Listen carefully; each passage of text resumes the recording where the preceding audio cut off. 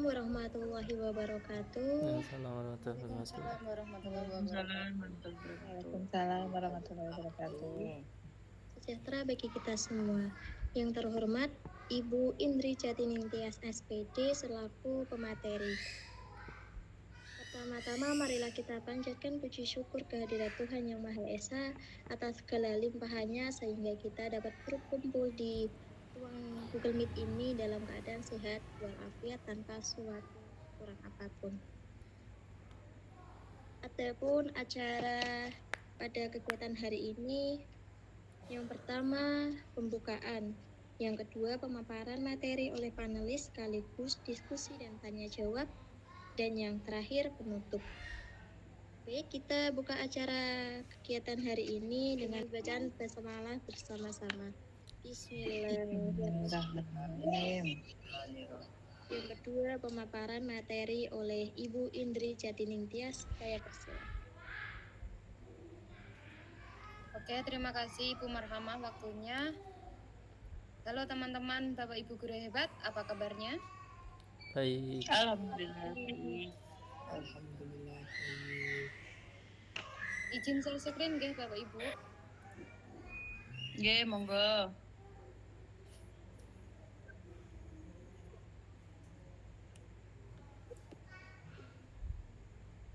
Di sini saya akan menyajikan sedikit tentang aksi nyata diseminasi budaya positif.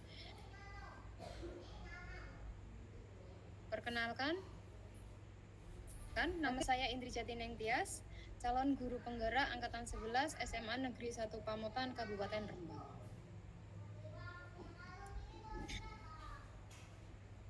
Nah, sebelum forum diseminasi ini kita mulai, terlebih dahulu kita membuat kesepakatan kelas. Adakah Bapak Ibu guru yang ingin mengusulkan selain menghargai siapapun, menjadi pendengar yang baik, ada lagi yang ingin disarankan untuk kesepakatan diseminasi malam hari ini? Menjadi pemaaf, Ibu. Oh, menjadi pemaaf, boleh. Oke. Saya tambah ya.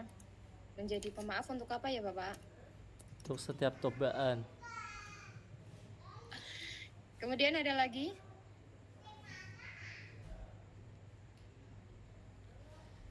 Selalu ada lagi berbagi. Selalu berbagi.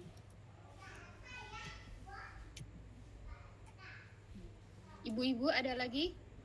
Jangan Bapak saja ini. Oke, sudah? Kalau sudah kita lanjutkan. Jadi kesepakatan forum diseminasi malam kali ini, satu, menghargai siapapun, yang kedua menjadi pendengar yang baik, yang ketiga menjadi pemaaf, yang keempat selalu berbagi.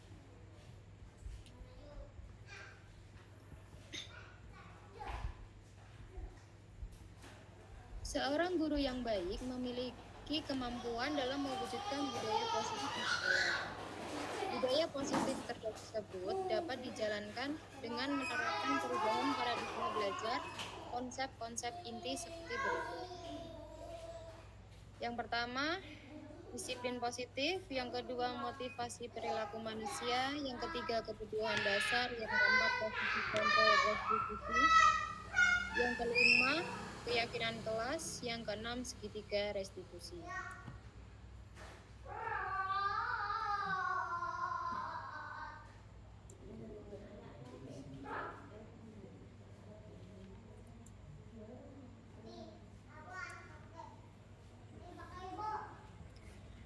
Nah, di sini disiplin positif yang pertama.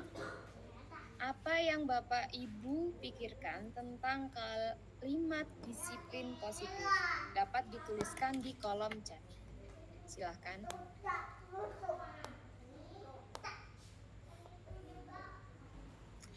Bapak Ibu, silakan dituliskan di kolom chat. Tidak apa-apa.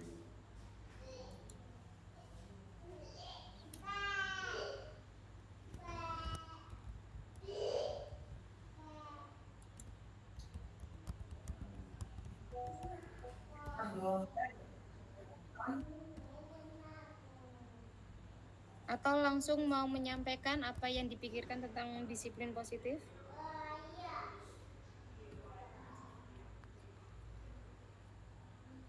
Mungkin Bu Desi mau mencoba? Silakan Bu Desi.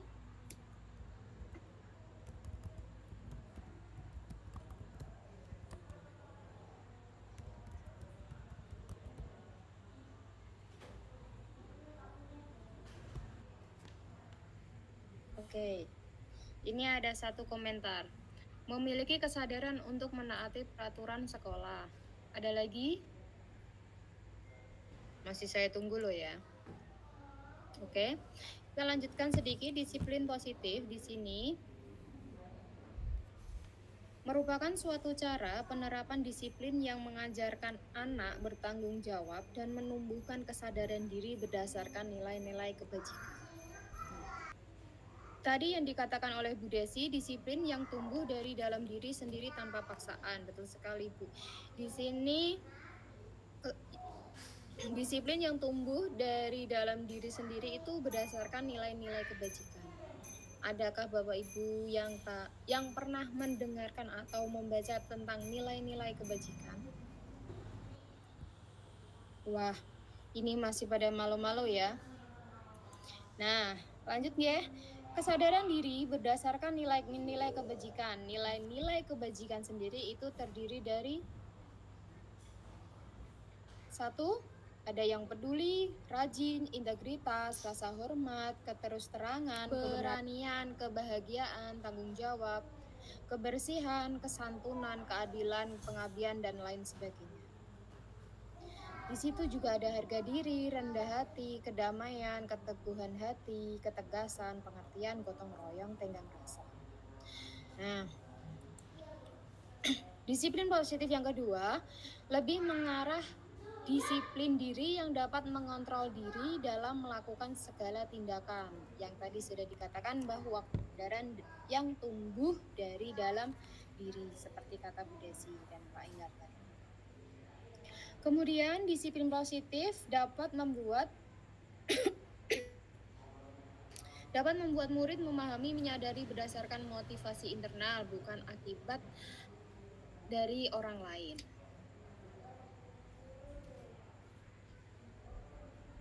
6 karakter dalam profil pelajar Pancasila yang sudah sering kita baca, kita dengar, bahkan sudah kita praktikkan, yaitu yang pertama, beriman, bertakwa kepada Tuhan Yang Maha Esa dan berakhlak mulia, mandiri, berkebinekaan global, bergotong royong, kreatif, dan bernalar kritis.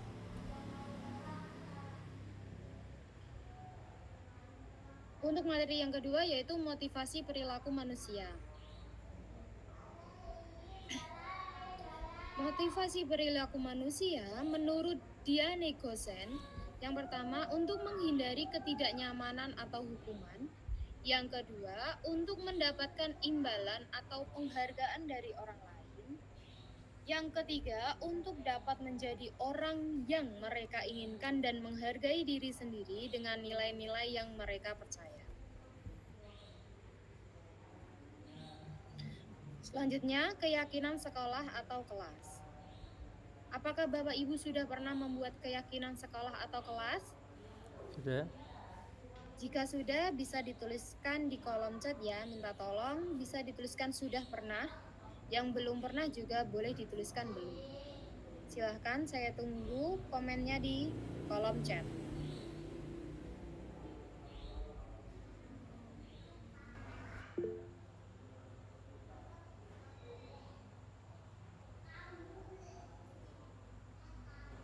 Oke, untuk Bu Indah belum.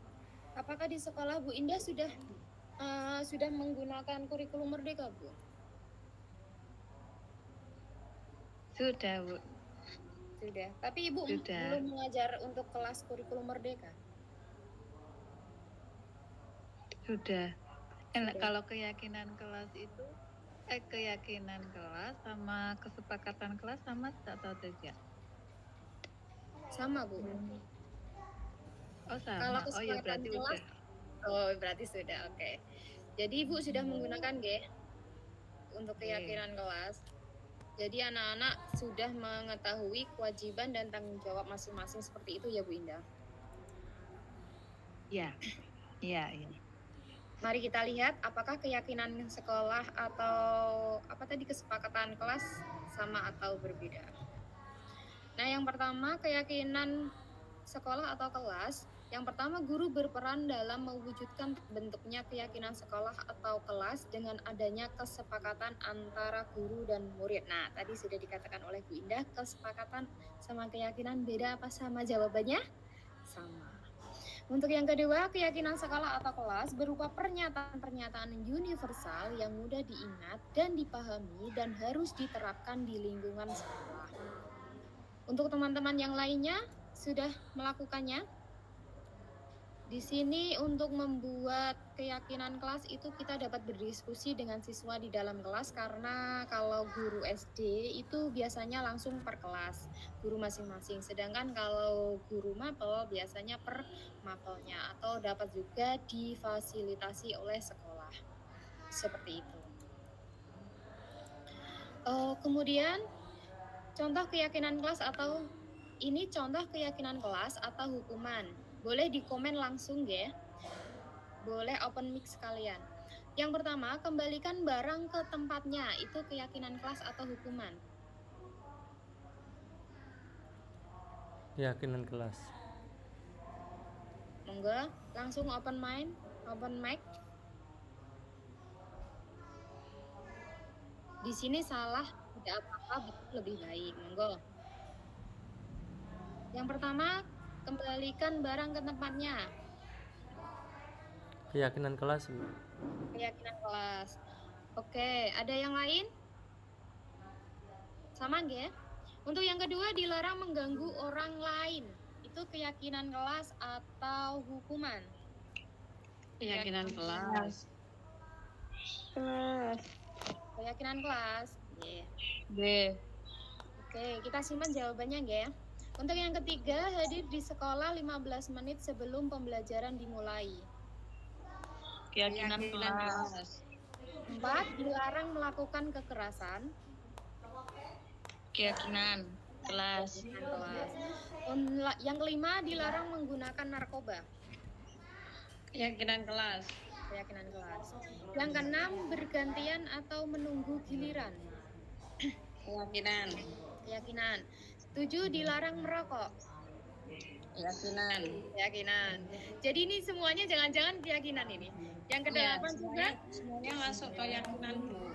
oh semuanya masuk ke keyakinan. Oke, kita lanjutkan Ge. Kita simpan jawaban kita masing-masing tadi Ge.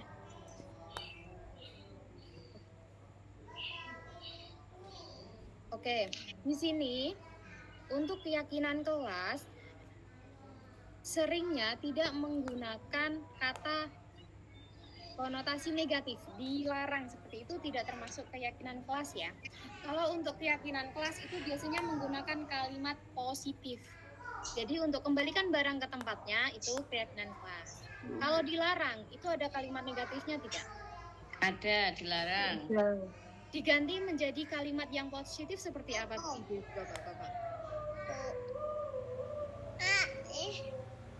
Menghormati orang lain. Betul seperti itu? Betul, boleh. Untuk menghilangi kata dilarang. Yang ketiga, hadir di sekolah 15 menit sebelum pembelajaran dimulai. Itu keyakinan kelas atau hukuman tadi? Keyakinan kelas. Keyakinan. Oke, untuk yang keempat, dilarang melakukan kekerasan. Seharusnya hukuman. Seharusnya kalau menjadi keyakinan kelas menjadi seperti apa?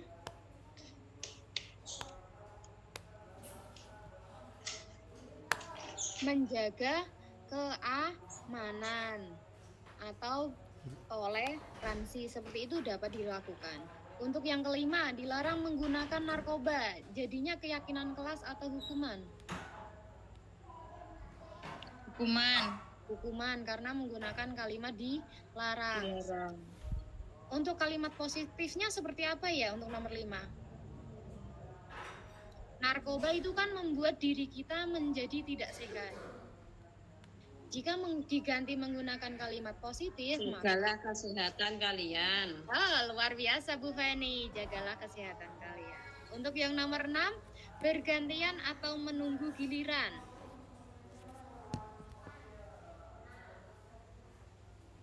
Menjadi keyakinan kelas atau berubah menjadi hukuman.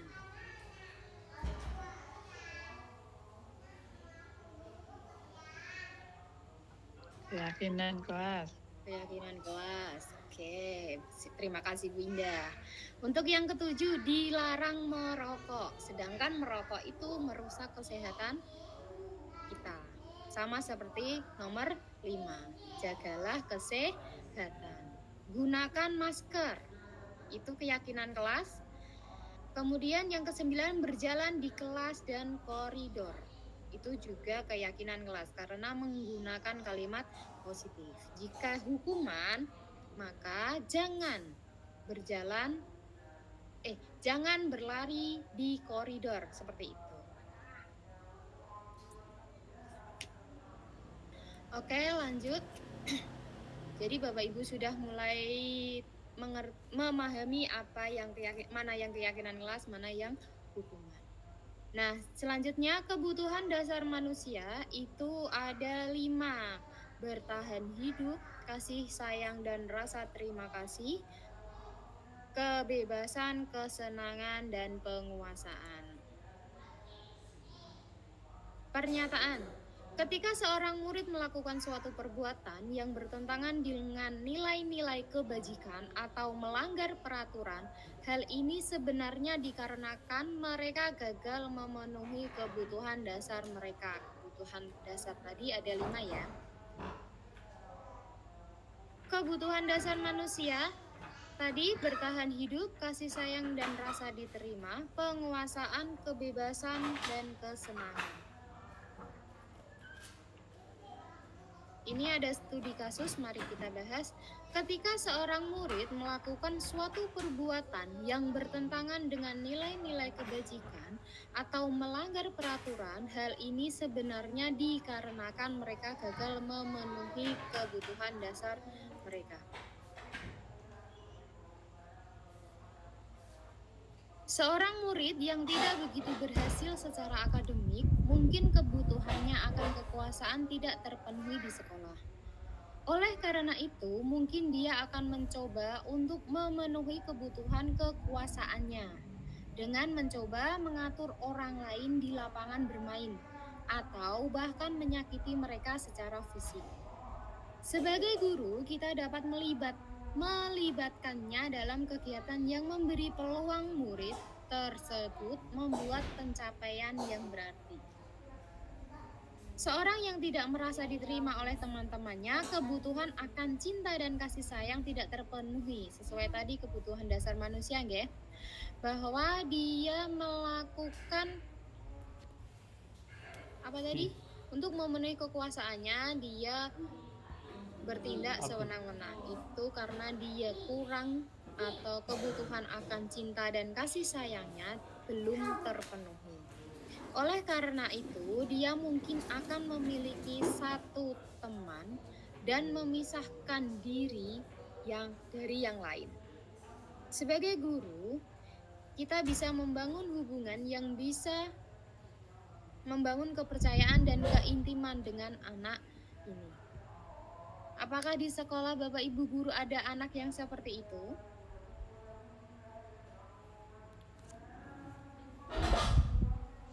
Monggo. Di sekolah saya ada anak-anak yang seperti itu. Namun sebelum saya mengenal ilmu atau mengenal materi tentang kebutuhan dasar manusia, maka juga saya akan menganggap anak itu nakal. Setelah mempelajari tentang kebutuhan dasar manusia, saya mulai memahami bahwa anak ini di rumah mungkin saja kebutuhan akan kasih sayang dia kurang tercukupi. Oleh karena itu di sekolah dia akan mencari cara bagaimana untuk mengambil hati atau mengambil cara agar dia dimarahi oleh Bapak Ibu guru atau teman-teman. Kalau dia dimarahi atau dipanggil oleh Bapak Ibu guru, berarti dia merasa disayang, dia merasa masih dianggap seorang murid di sekolah tersebut. Setelah mempelajari ini, kira-kira Bapak Ibu guru yang hebat ini akan mencoba tidak untuk mencari atau menggali informasi tentang kebutuhan dasar anak yang belum terpenuhi di sekolah masing-masing. Semoga nggih.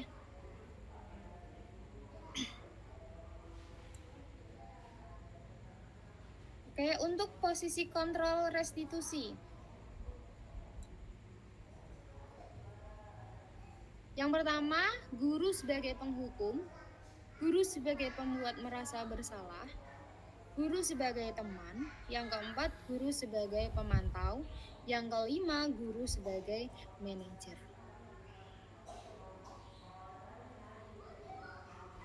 Saya ingin mencoba mencari jawaban dari Bapak Ibu guru yang hebat ini. Bapak Ibu guru sering menempati atau melakukan posisi kontrol restitusi yang nomor berapa? Silahkan dituliskan di kolom chat. Terima kasih, saya tunggu.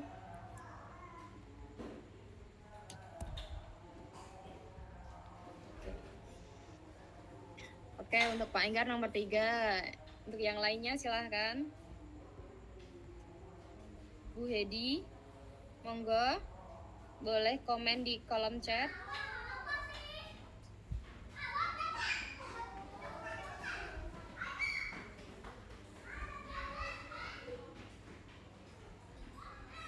Bu Marhamah nomor 3, Bu Desi nomor 3 dan 4.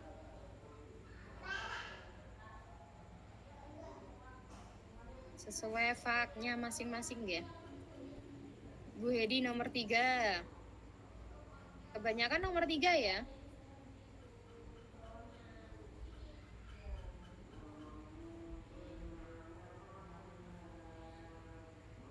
Kenapa nomor 3?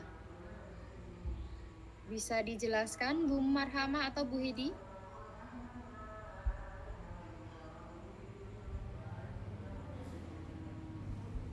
Silakan buka mic-nya Bu Hedi. Oke, Bu Hedi sinyalnya jelek. Apa Bapak Ibu guru yang lainnya monggo? Boleh? Sambil dijawab.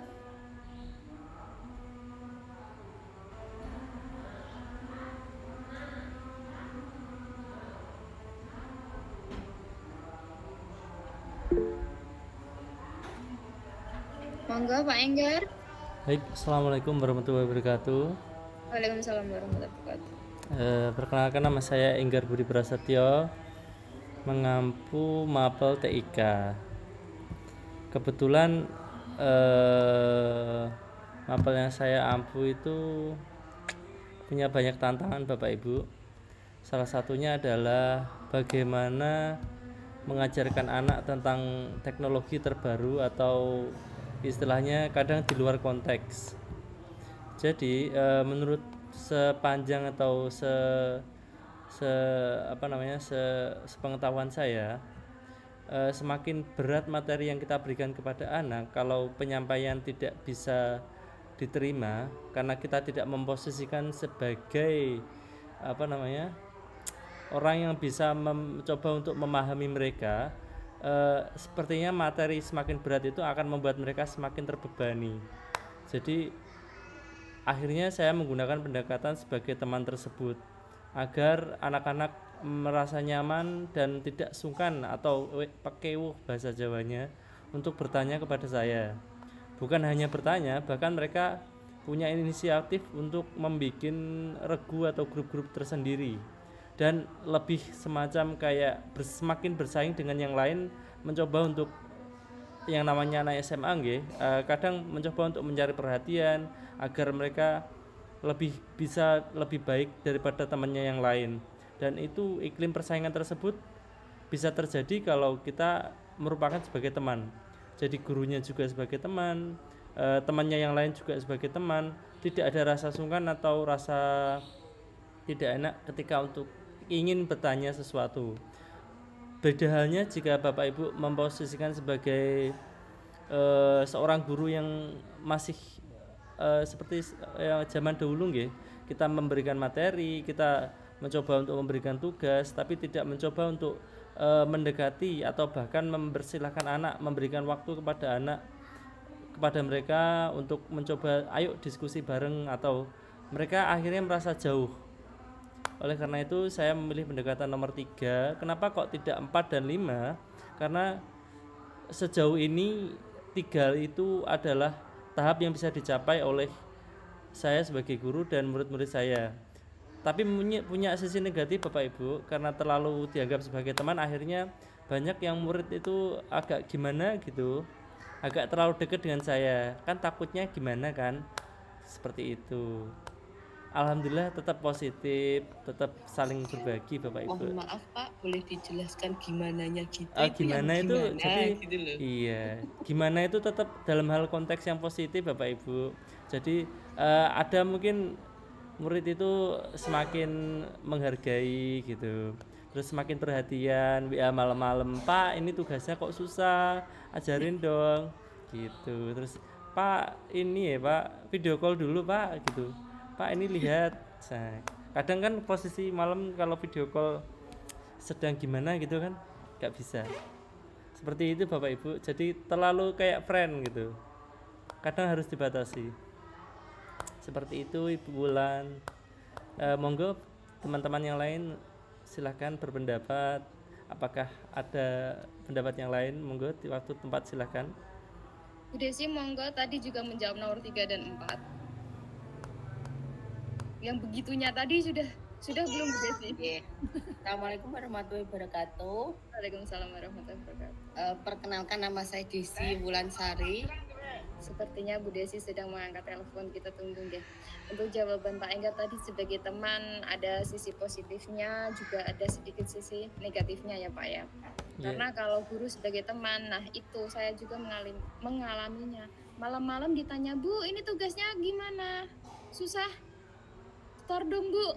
Gitu. Jadi negatifnya itu mereka tidak mengenal waktu, pengen menghubungi dan tanya tugas juga langsung bertanya tanpa melihat ini sudah malam. Kadang-kadang di atas jam 9 juga saya ditanya tentang tugas yang sulit. Oke, sepertinya Bu Desi sudah kembali. Monggo Bu Desi. Bu Desi.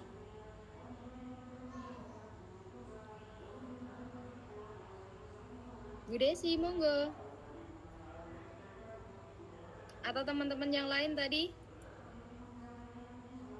Bu Hedi sudah kembali belum ya? Oh Bu Desi, monggo Bu Desi. Maaf ada gangguan. Tidak apa-apa Bu.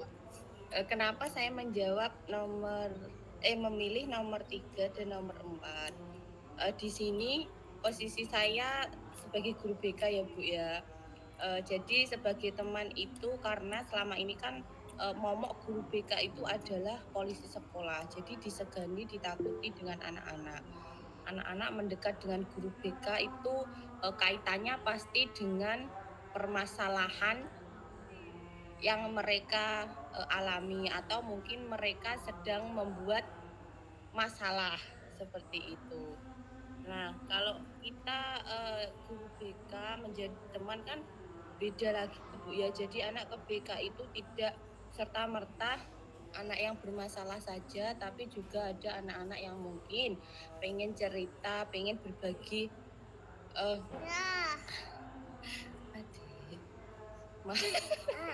Iya. Pengen berbagi istilahnya suasana hatinya kepada kita. Mungkin kalau lagi senang, boleh guru BK aku kok gini gitu. Dia kan bisa cerita dengan istilahnya itu enjoy tanpa rasa takut. Terus kenapa saya juga memilih nomor 4 itu ketika saya selesai membantu permasalahan anak, saya itu berperannya juga memantau apakah setelah dari BK anak itu menjadi lebih baik atau mungkin menjadi lebih buruk. Seperti itu.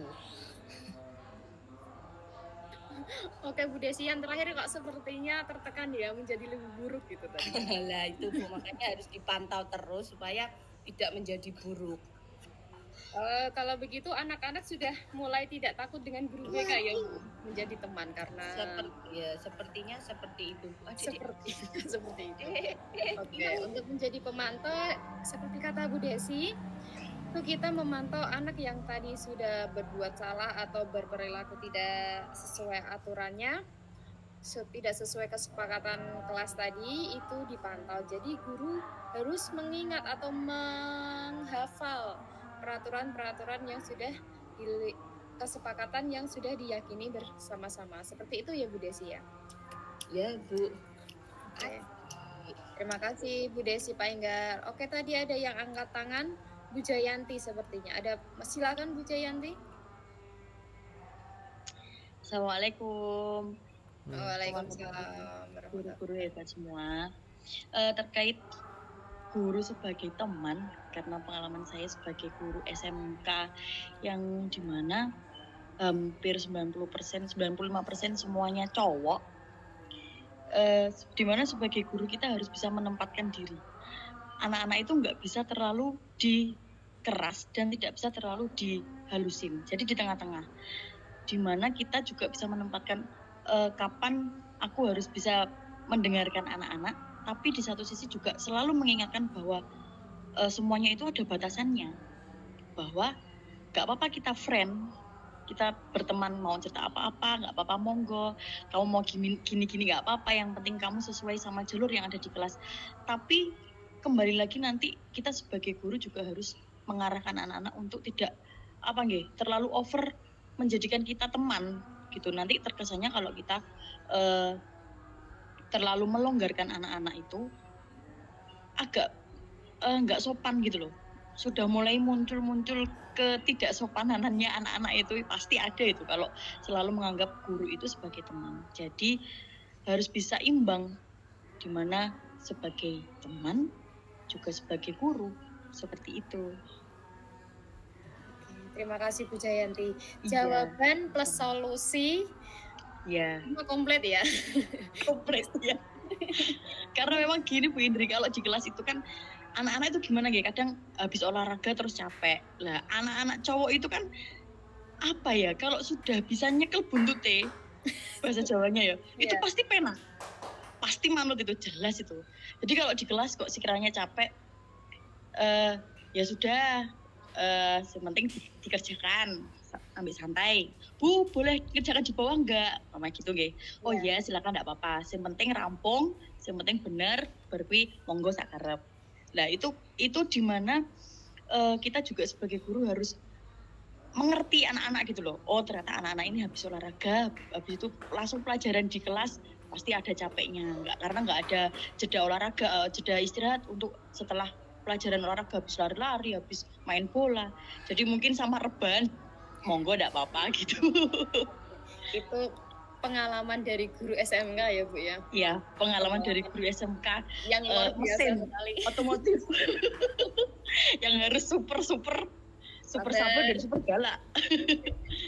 Jadi Bu Jayanti itu juga tidak termasuk juga termasuk guru sebagai teman, juga sebagai pemantau, juga sebagai apalagi tadi sebagai apa ya? Kayak mengetahui isi hati ya Bu ya. Capek, boleh tidur sambil tiduran boleh. Oke, itu cerita yang sangat luar biasa sekali sebagai guru, sebagai terima kasih. Terima kasih Bu Indri. Terima kasih Bu Jayanti, Pak Enggar, Bu Desi, dan teman-teman semuanya.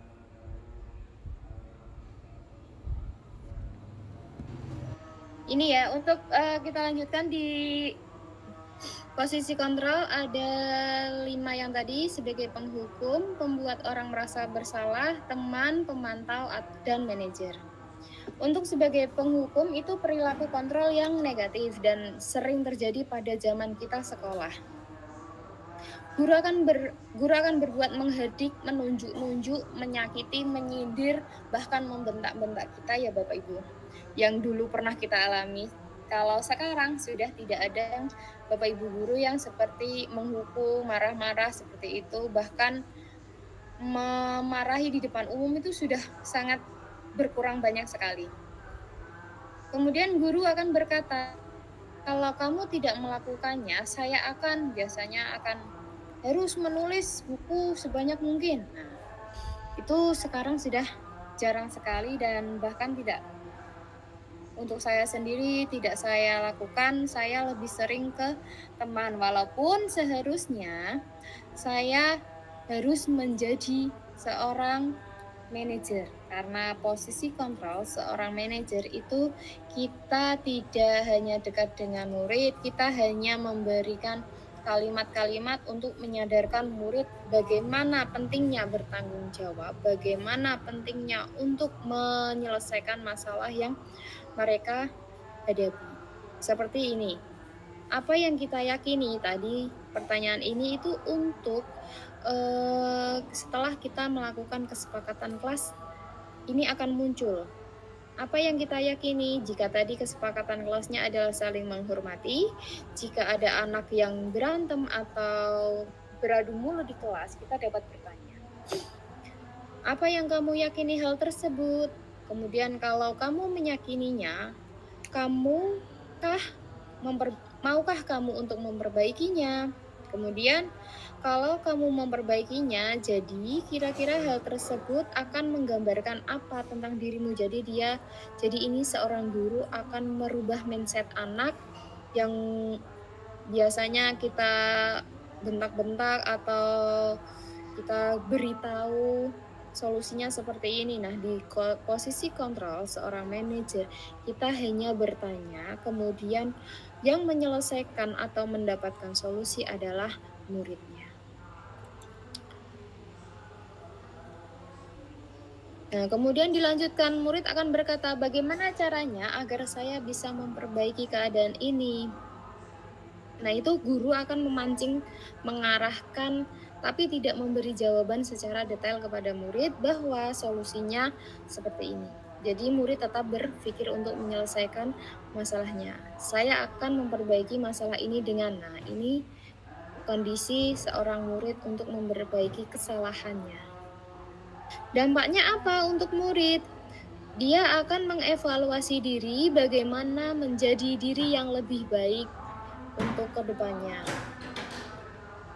Kemudian kaitan dengan dunia berkualitas, murid meletakkan dirinya sebagai individu yang positif dalam dunia berkualitas. Jadi yang tadi awalnya saya juga menjadi seorang teman, bahkan kadang kalau kelewatan juga guru menjadi teman itu seperti kata Bapak Ibu tadi, kurang dihormati atau bahkan murid seenaknya sendiri. Nah, kita mulai sedikit-sedikit beralih ke posisi kontrol seorang manajer agar anak yang biasanya kita suguhi, kita berikan supaya lebih dapat berpikir jika nanti dia hidup di masyarakat, agar tidak terlalu bergantung dengan kita untuk menyelesaikan solusi. Seperti itu dia. Nah, kemudian dilanjutkan lagi posisi kontrol restitusi. Di antara posisi kontrol tersebut, sebaiknya seorang guru menggunakan posisi kontrol sebagai manajer. Kenapa? Sebagai manajer, guru dapat sesuatu bersama murid, mempersilahkan murid bertanggung jawab, dan mendukung murid agar dapat menemukan solusi dari permasalahan tersebut. Selain itu, posisi manajer mengacu pada restitusi yang dapat menjadikan murid sebagai manajer bagi dirinya sendiri, sehingga dapat tercipta identitas positif pada diri murid.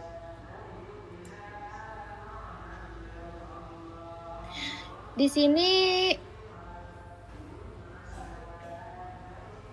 miskonsepsi. Selanjutnya, psikiater dan pendidik Dr. William Glasser dalam contoh teori yang kemudian hari berkembang dan dinamakan choice theory meluruskan beberapa miskonsepsi tentang makna kontrol. Di sini kontrol itu ilusi guru mengontrol murid, bukan seperti itu ya. Kemudian ilusi bahwa semua penguatan positif efektif dan bermanfaat. Yang ketiga, ilusi bahwa kritik dan membuat orang merasa bersalah dapat menguatkan karakter. Ilusi bahwa orang dewasa memiliki hak untuk memaksa itu juga termasuk miskonsepsi.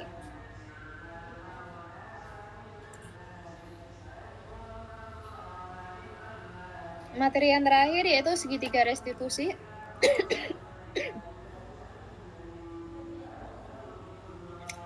Di dalam ada gambar segitiga ini yang restitusi. Yang pertama adalah yang garis di bawah, menstabilkan identitas.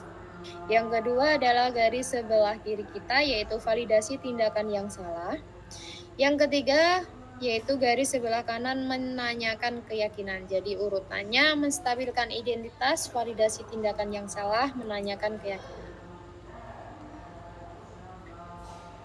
Menstabilkan identitas di sini adalah menstabilkan identitas dilakukan berdasarkan prinsip bahwa membuat kesalahan adalah bagian dari proses pembelajaran yang nantinya akan menggeser identitas gagal ke arah identitas sukses.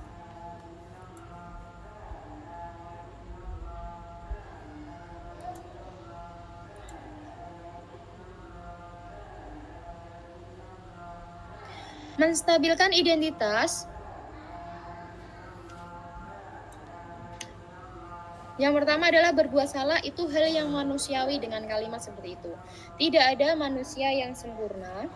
Kita pasti bisa menyelesaikan permasalahan ini. Kemudian ada juga bapak atau ibu tidak tertarik untuk mencari tahu siapa yang benar, siapa yang salah. Bapak atau ibu lebih tertarik untuk menyelesaikan masalah.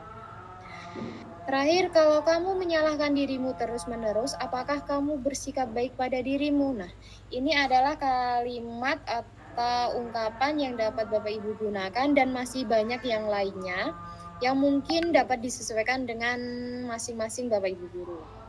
Jadi di sini itu Bapak sama Ibu guru itu tidak menyalahkan siswa, namun menanyakan kepada siswa dan bagaimana akan menyelesaikan permasalahan tersebut. Kemudian yang kedua, validasi tindakan yang salah. Validasi tindakan yang salah dilakukan berdasarkan prinsip bahwa setiap perilaku berupaya memenuhi suatu kebutuhan tertentu, sehingga guru atau orang tua akan bergeser dari pemikiran stimulus respon menjadi proaktif, serta akan lebih mengenali dan mengakui kebutuhan murid atau anak. Kalimat-kalimat yang dapat digunakan dalam validasi tindakan yang salah itu ada kira-kira seperti ini. Kamu pasti punya alasan mengapa melakukannya. Apa yang penting bagi kamu? Kamu boleh tetap berusaha menjaga sikap itu, tapi tambahkan sikap yang lain yang baru. Terakhir, maukah kamu belajar cara lain untuk mendapatkan yang kamu butuhkan tanpa harus memukul? Nah, di sini adalah validasi tindakan yang salah. Jadi Bapak Ibu tidak langsung menyalahkan anak, tadi menanyakan apa penyebabnya, kemudian memvalidasi tindakan dari anak tersebut.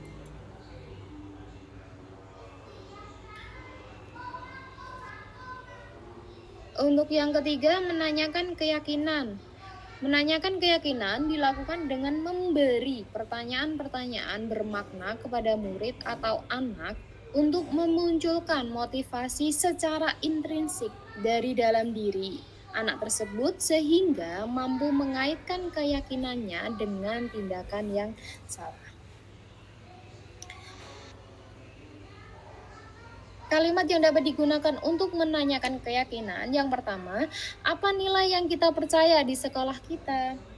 Jadi anak nanti kita sudah membuat kesepakatan kelas, kita kemudian dapat menanyakan nilai yang kita percaya di sekolah kita. Kemudian nilai-nilai apa yang telah kita sepakati? Tadi nilai kebajikan.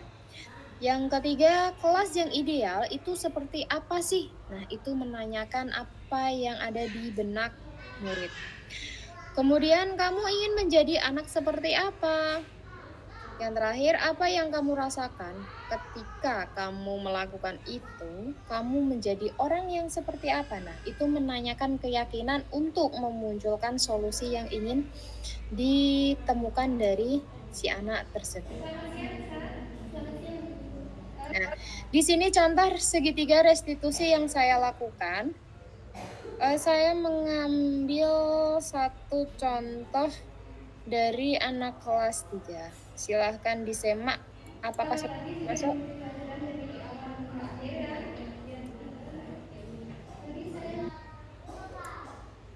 Suaranya sudah terdengar, Bapak Ibu?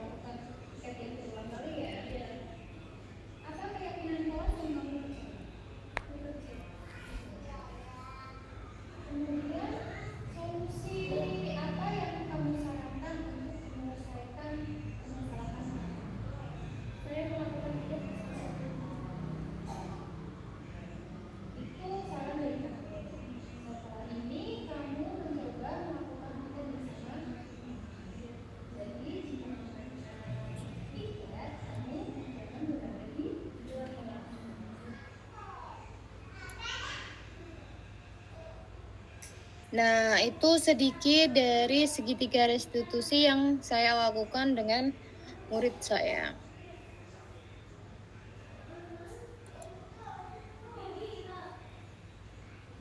Seorang guru yang baik harus memiliki kemampuan dalam mewujudkan budaya positif di sekolah.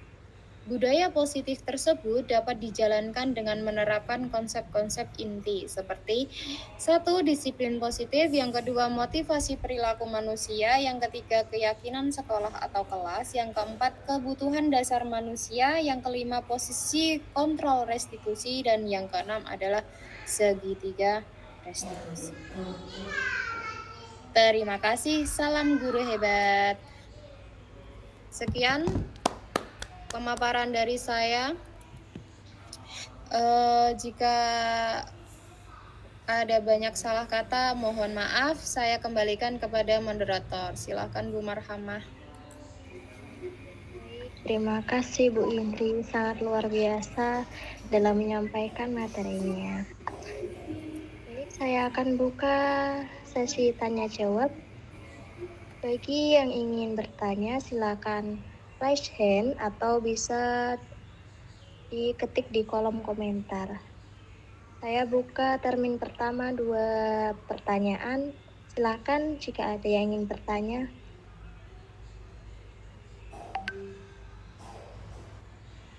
Baik Bapak Ibu, apakah sudah jelas semua materi yang disampaikan oleh Bu Indri?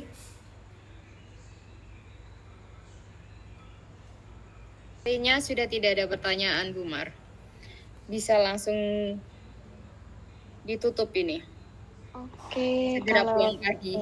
pertanyaan kayaknya sudah paham semua ya Bu ya? Iya Bu, sepertinya. Ingin pulang pagi ini. Oke, baik. Saya simpulkan tadi guru harus memiliki kemampuan dalam budaya positif di sekolah. Ini ada 6. Disiplin positif, yang kedua ada motivasi perilaku manusia, yang ketiga ada keyakinan sekolah atau kelas, yang keempat ada kebutuhan dasar manusia, yang kelima ada posisi kontrol restitusi, dan yang terakhir ada segitiga restitusi. Baik. Saya akhiri. Cukup sekian, kurang lebihnya mohon maaf jika ada tutur kata yang kurang berkenan di hati Bapak Ibu. Saya akhiri. Wassalamualaikum warahmatullahi wabarakatuh. Waalaikumsalam warahmatullahi wabarakatuh.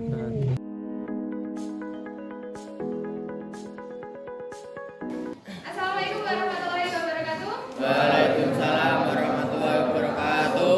Di sini kelas 10. Saya ingin membuat dua. Apa yang ingin kalian intikan di dalam kelas? Di sini saya tulis kelas impian. Dan yang kedua, nanti kita membuat kalimat positif untuk menuliskan apa yang akan menjadi keyakinan kelas. Oke? Coba diingat-ingat apa yang ingin kalian intikan di dalam kelas kalian.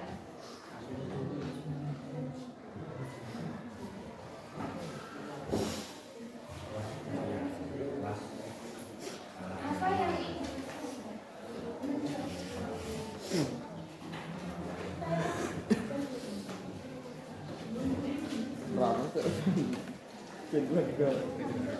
sekarang tuliskan dulu. Ayo, kelas impian yang kalian harapkan di dalam kelas kalian. Terserah, nanti kita ubah. Sudah? Tuliskan.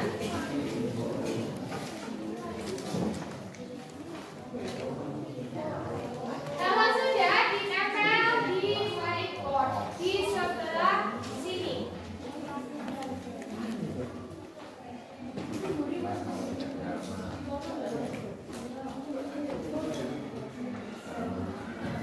Dan tulis, tempel di sebelah sana. Kalau sudah langsung ditempel, tidak usah menunggu teman. Apa tuh? Satu saja, tulis di sebelah sana. Kelas impian kalian seperti apa? Pingin kelasnya bersih, atau pingin berteman dengan semua teman di kelas, atau pingin kelas yang kondusif, atau pingin setiap hari di rolling tempat duduknya, silahkan ditulis di kelas impian. Kalian inginnya apa? Jangan beri saya. Ditempel di sebelah kelas impian.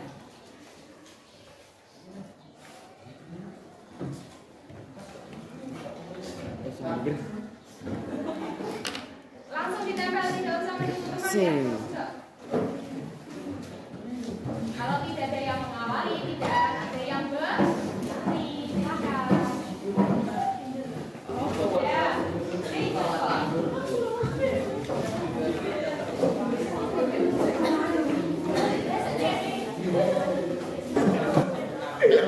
Ya, sudah semuanya? Hati-hati.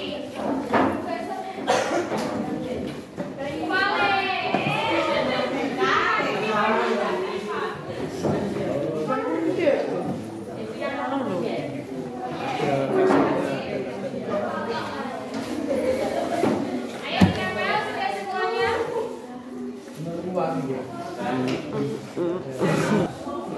Bimper.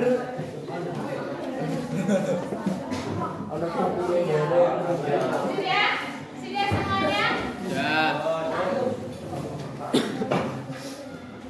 Sudah ya?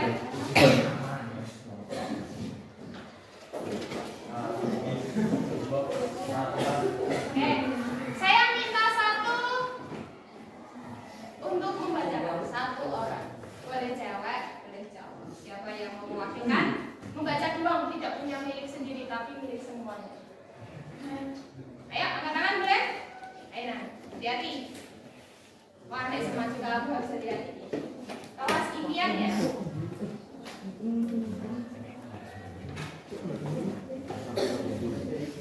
Terserah, kalian apapun yang terserah. Kelas yang bersih, rapi, dan kondusif. Tertib, ingin kelasnya menjadi baik dari sebelumnya. Pengen kelasnya kompak dan disiplin, ingin mendapatkan kelas yang nyaman dan bersih. Saya ingin AC kelas nyala.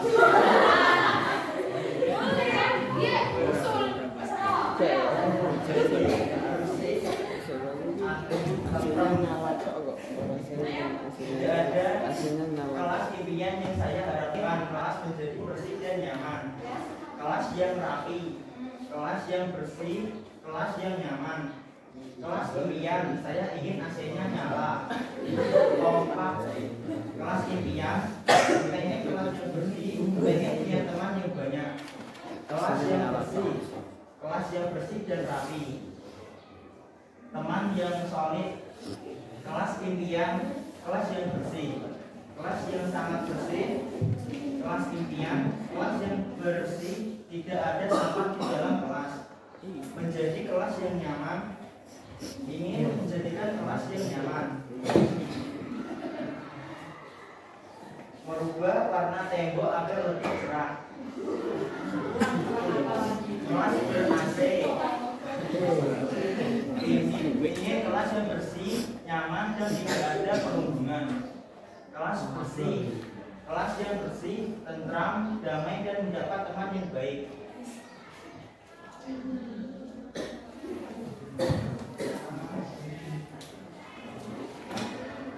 Ingin kelas yang bersih dan nyaman untuk belajar.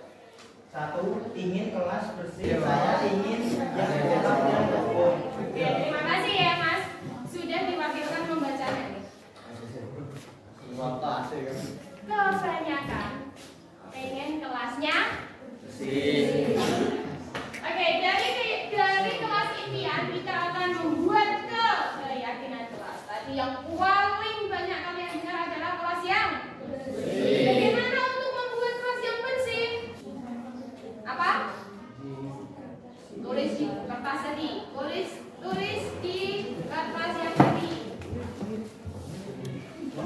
Atau mau langsung di papan tulis boleh? Ada mau langsung papan tulis apa di kertas?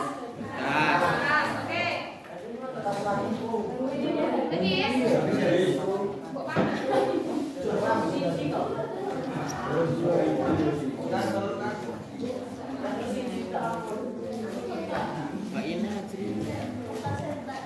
Nanti jeriwek kowe jeri.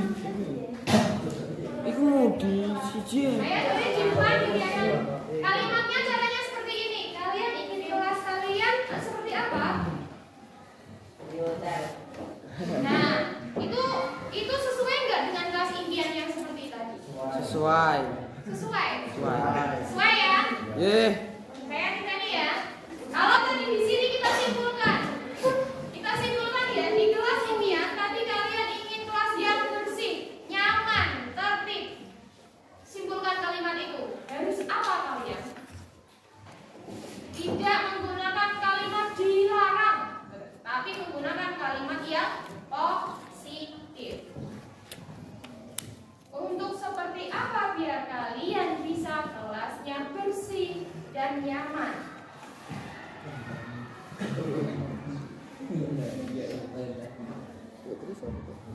Sudah punya ide untuk kelas bersih dan nyaman?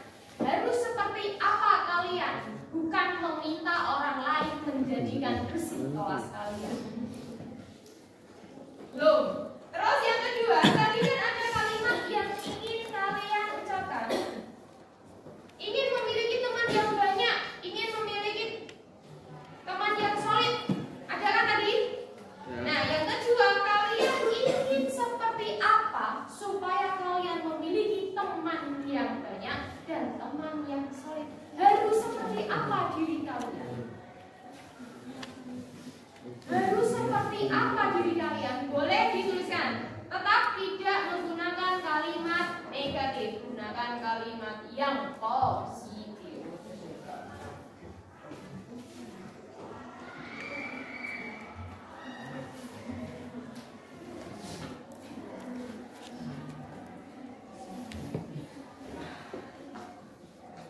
Sudah?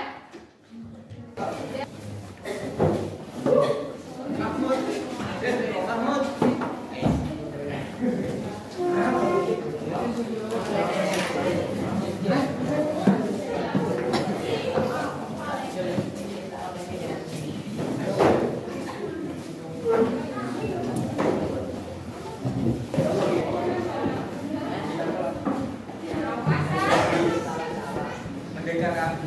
Sudah?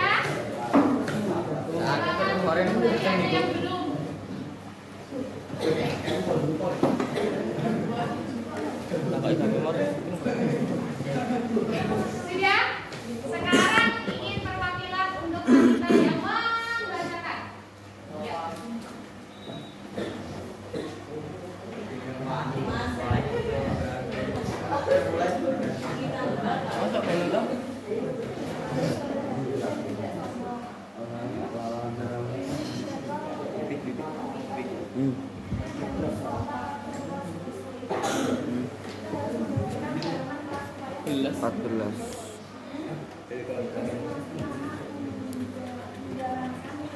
Kameranya ketemu. Ih, bagus loh.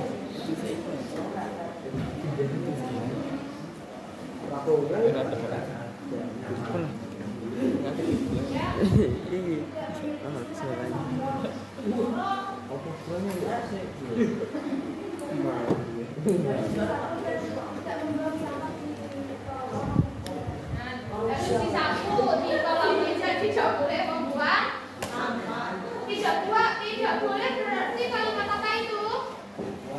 Mega seharusnya membuang sampah di tempatnya. Ada? Baik ke teman-teman.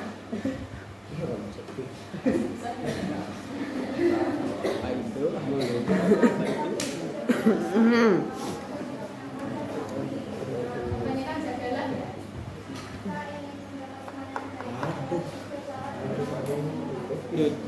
Ada semak itu. Aduh, gue juga tahu.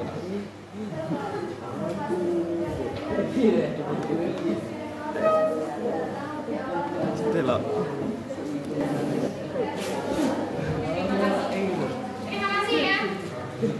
Untuk semuanya, kebanyakan pengen ada jadwal piket dan dilaksanakan. Tidak hanya jadwalnya, tapi tidak dilaksanakan. Betul? Jadwalnya sudah dibuat? Sudah ditempel? Sudah dilaksanakan? Sudah disosialisasikan? Ada yang tidak melakukan? Nah, di situ yang tidak melakukan silahkan buat konsekuensi. Tidak melakukan tidak. Selain benda ada tidak? Ayo, selain benda ada tidak? Nenek cover. Apa? Tidak 1 minggu. Nah, itu resikonya gini dong. Ada resiko nggak di situ piket 1 minggu? Resikonya apa? Kalau orang yang tidak piket disuruh piket 1 minggu, resikonya apa? Jadi sergap. Bosan. Resikonya apa? Jadi sergap. Jadi boro-boro kandang ayam. Jadi tempat sampah kan jadi kelas. Betul tidak? Kalau ingin kelasnya bersih, ingat jagalah kebersihan. Kalau ketemu sampah diapakan? Dibuang. Di mana? Di tempat sampah. Nah, itu nanti kita rincikan lagi menjadi 3 atau 5 keyakinan. Setelah. Oke, ada pertanyaan? Ada? Ada tidak? Tidak ada. Terima kasih untuk keyakinan kelas dan kelas. Ini hanya nanti kita lanjutkan di pertemuan kedua. Sudah berubah menjadi kelas yang nyaman untuk kalian Terima kasih. Wassalamualaikum